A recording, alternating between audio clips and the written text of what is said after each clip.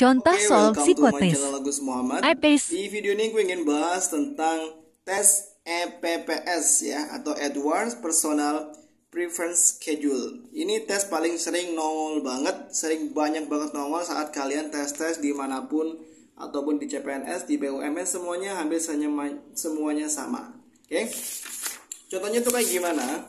Contohnya tuh kayak gini guys. Contoh soal dan bahasanya. Saya suka berbicara tentang diri saya dengan orang lain. Saya suka bekerja untuk satu tujuan yang telah saya tentukan bagi diri saya. Nah, kedua pernyataan ini sama-sama baik, tapi kalian harus memilih mana yang paling baik buat kalian sendiri ya. Karena kan pribadi orang beda-beda. Nah, terus pertanyaannya, gimana sih cara ngerjainnya? Intinya, tips penyelesaian cerdas. Di buku ini dibahas tentang tips penyelesaiannya. Yang pertama, sebelum mengerjakan tes, hendaknya melakukan istirahat yang cukup. Cermati betul dan lakukan instruksi yang diminta oleh penguji guys. Dan nextnya, jangan pernah asal-asalan dalam menjawab soal karena jawaban Anda sangat berpengaruh terhadap hasil tes. Oke, jadi kalau jawab tuh jawab yang paling diri kalian banget, yang paling kamu banget tuh mana gitu kan.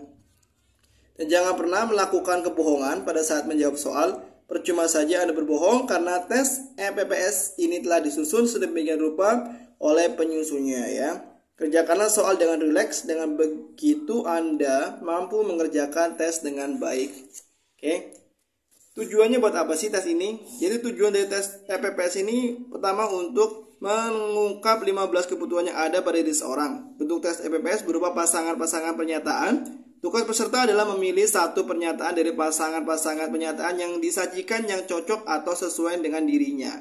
Jadi 25 pasangan pernyataan, ada 15 pasang yang sama. Tujuannya adalah untuk mengetahui kesungguhan atau konsistensi subjek dalam mengerjakan soal tes ya. Apabila konsisten, dapat dikatakan bahwa subjek bersungguh-sungguh dalam mengerjakan tes dan menjadi valid untuk dinilai standar. Namun di Indonesia konsistensi 9 sudah dapat dikatakan valid untuk dinilai.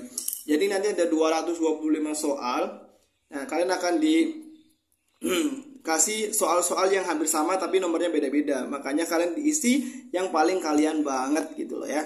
Dan yang mau beli buku ini untuk belajar, gue jual juga nih, ada di klik beli bukunya di sini. Harganya cuma 100 ribuan. Kalian dapat banyak ilmu-ilmu yang bermanfaat dan bisa dikerjakan belajar di rumah. Di sini ada contoh pembahasan, kunci jawaban, dan makin banyak lagi yang bisa kalian dapatkan di buku ini ya.